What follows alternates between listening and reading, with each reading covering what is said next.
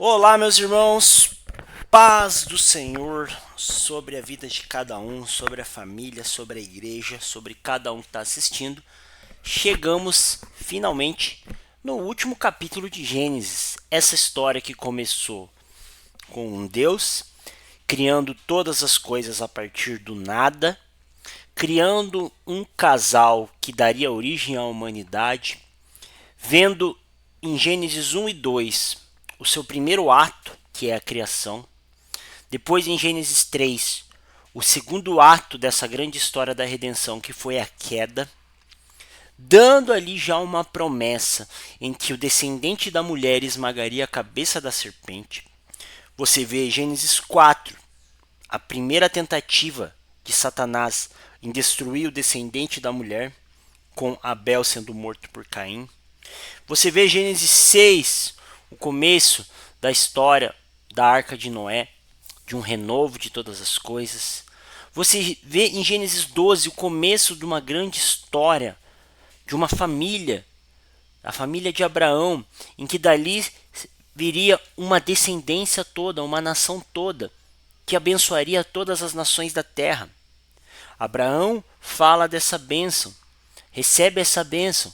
Abraão, Isaac, Jacó, José. E agora estamos aonde? Em Gênesis 49 e 50, os dois últimos capítulos de Gênesis, para falarmos como vai acabar esse livro, que é o primeiro livro da Bíblia e é um livro importantíssimo, porque daqui que vem a promessa e todas as promessas que vão se cumprir em toda a Bíblia. Nós lemos aqui este pedacinho da Bíblia, Gênesis, e agora nós temos toda a Bíblia para chegarmos aonde? No cumprimento das promessas que foram feitas aqui em Gênesis, principalmente a maior promessa de todas, que é o descendente da mulher esmagar a cabeça da serpente. Quando isso vai acontecer? Vamos ter que estudar toda a história da redenção e ver aonde ela vai chegar. Vamos lá, meus irmãos. Então, Gênesis 49. O que acontece? Jacó está bem velhinho, já está ali nos seus últimos dias e ele vai trazer, vai dar a bênção. Lembrando que bênção aqui era um destino, tá?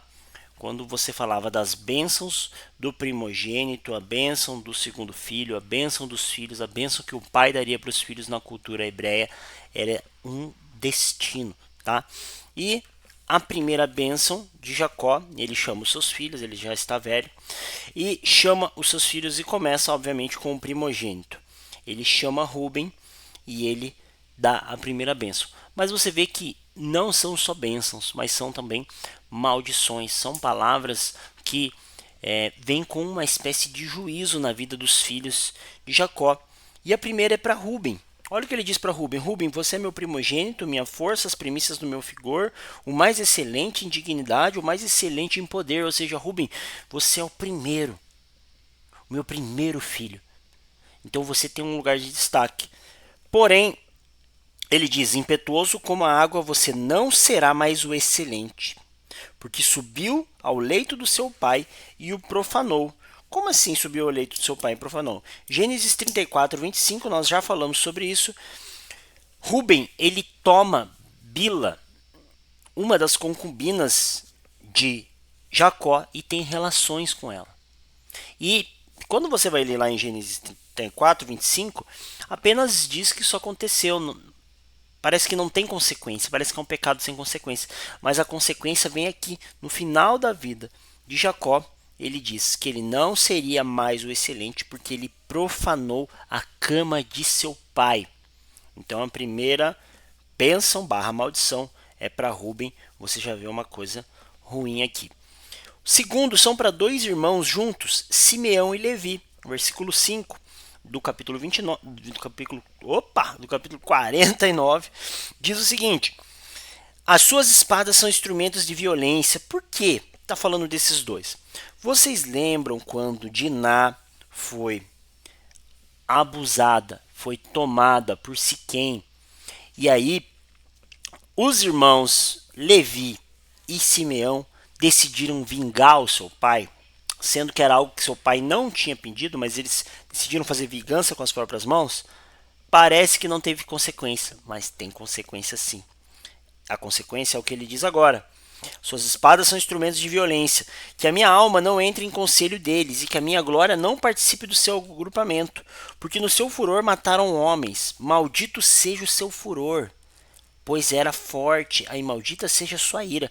Então ele dá uma palavra de juízo para esses dois irmãos, Simeão e Levi.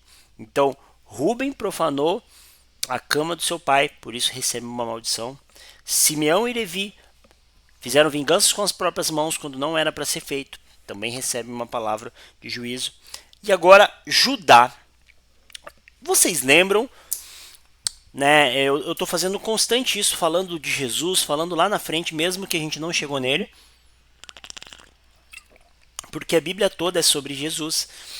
E aqui eu acabei de derramar água em toda a minha Bíblia, mas não vou começar a gravar de novo. Vamos aqui continuar. Olha só. E aqui em Judá, você lembra que Jesus, lá na frente, você já deve ter ouvido falar que ele é o leão da tribo de Judá. E olha a palavra de Jacó para Judá. Judá, os seus irmãos o louvarão. A sua mão estará sobre o pescoço dos seus inimigos. Os filhos de seu pai se inclinarão diante de você. Então, Judá começa a receber palavras de bênção do seu pai Jacó. O cetro não se afastará de Judá, nem o bastão sairá entre os seus pés, até que venha Siló, tá? Outra tradução para essa palavra, Siló, até que venha a quem pertencem, e eles obedecerão os povos, e a ele obedecerão os povos. Então, do descendente de Judá, né, vai vir aquele a quem obedecerão os povos. Ele amarrará o seu jumentinho à vide e o filho da sua jumenta. A videira mais excelente lavará suas roupas no vinho e a sua capa em sangue de uvas. Os seus olhos serão cintilantes de vinho e os seus dentes serão brancos de leite. Então, uma promessa para Judá é que a geração de Judá viria algo excelente, algo muito excelente veio de Judá. Diferente de Ruben, Simão e Levi, Judá tem uma coisa muito favorável, uma palavra muito favorável para ele. E aí você tem alguns que são mais simples, né? Zebulon habitará nas praias dos mares, servirá de porto para navios e sua fronteira estenderá até Sidom. Issacar é um jumento de ossos fortes, deitado entre os rebanhos de ovelha. Viu que o repouso era bom e que a terra era deliciosa. Baixou os ombros à carga e se sujeitou-se ao trabalho de escravo. Então, Issacar, né, destinado a isso. Dan julgará o seu povo como uma das tribos de Israel. Dan será uma serpente junto ao caminho, uma víbora que morde o calcanhar do cavalo e faz o seu cavaleiro cair para trás. Você vê que tem uma palavra específica para Dan, dizendo que ela seria uma serpente. A gente vai ver que o local, a cidade de Dan futuramente, não a cidade, né, mas a região de Dan, alguns problemas lá na frente. Gad será atacado por guerrilheiros, mas lhes atacará a retaguarda, uma palavra simples. Asser, o seu pão será abundante e produzirá delícias de cereais, né? Uma palavra aqui do que ele ia produzir. Naphtali é uma gazela solta e lhe fala palavras bonitas, né? Então, essa é a bênção para Naphtali. José, sabemos que ele era o filho preferido, né, vamos chamar assim, preferido de Jacó, e também aquele que continuaria a bênção, aquele que foi o protagonista dos nossos últimos vídeos. Ele então não poderia ter uma bênção simples, né? Então ele recebe um ramo frutífero junto à fonte. Os seus galhos se estendem sobre o muro. Os flecheiros lhe dão amargura, atiram contra ele e hostilizam. O seu arco, porém, permanece firme. Bem o que aconteceu com José, né? Recebeu várias setas, mas o seu arco permaneceu firme. Seus braços são feitos ativos pelas mãos do poderoso Jacó. Sim, pelo pastor e pela pedra de Israel, que Deus de seu pai que o ajudará e pelo Todo-Poderoso. Então, palavras de bênçãos, colocam José como um mais abençoado de todos aqui, né? A bênção do seu pai excederão as bênçãos dos meus pais, até o alto dos montes eternos estejam sobre ele, sobre a cabeça de José. E por último, o filho mais novo, Benjamim, que recebe a bênção, é o lobo que despedaça pela manhã e defora a presa, e à tarde reparte o seu despojo. Todas essas palavras. Então, aqui são as 12 tribos de Jacó. Aqui virá um povo, virá uma nação, que é a nação de Israel, né? Que é Jacó. E essa nação terá 12 tribos, que é Ruben, Simeão, Levi, Judá, Zebulon, Issacar, Dan, Gad, Asser, Naphtali, José e Benjamim. Aparentemente, a partir daqui, são essas tribos. A gente vai ver que muitas coisas vão mudar durante a narrativa bíblica. Mas aqui, o que Jacó quer fazer é deixar 12 filhos, 12 tribos para construir essa nação. Tá bom?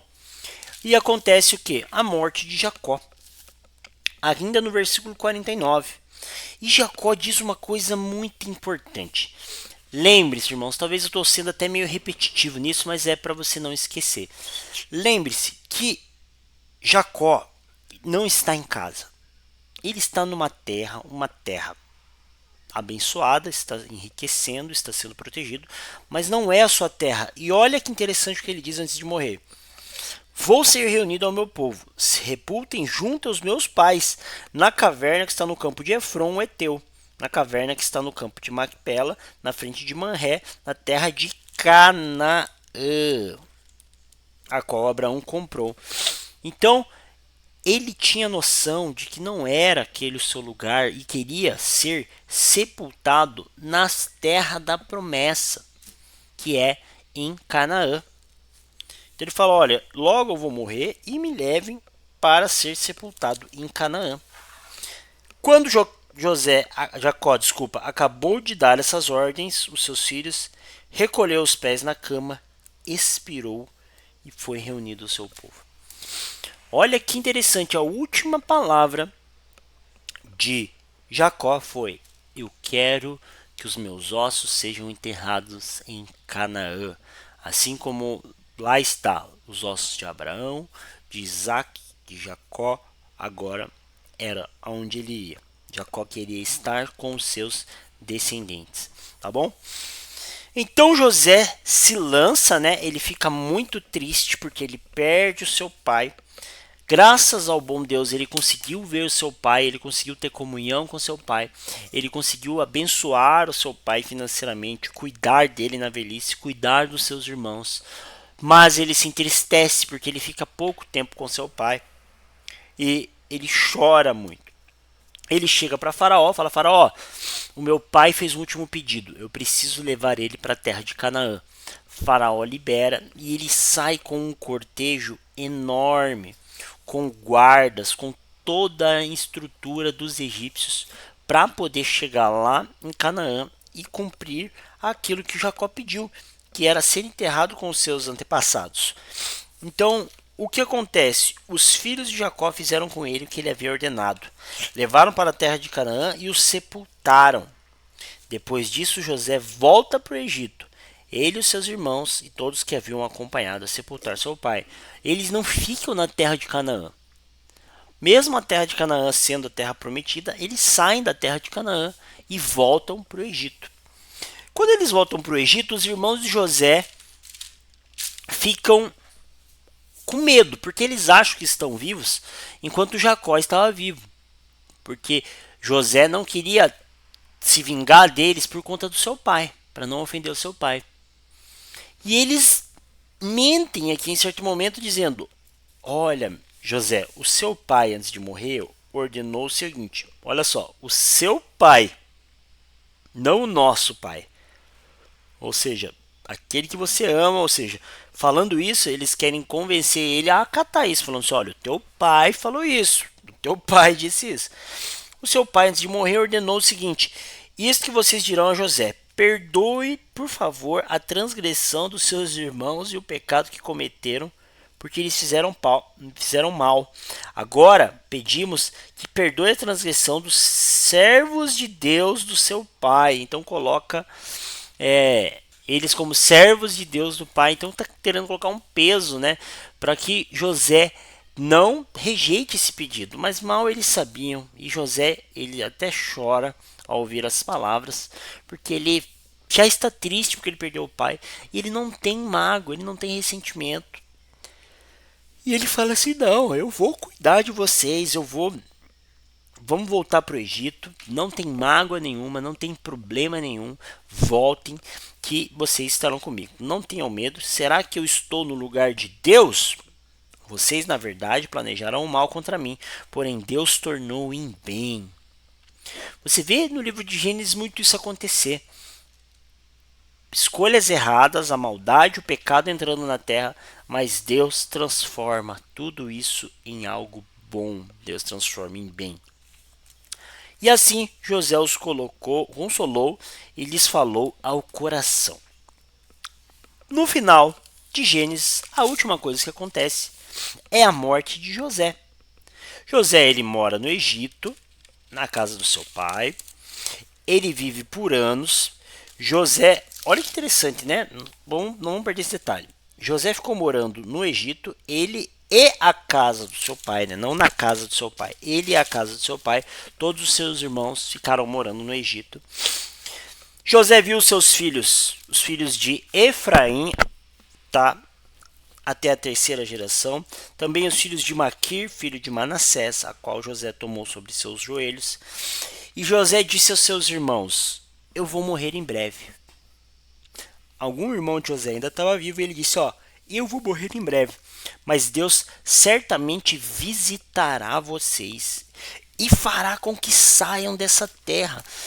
José, a quarta geração depois de Abraão, tinha certeza que Deus ia cumprir as promessas e que eles voltariam para a terra.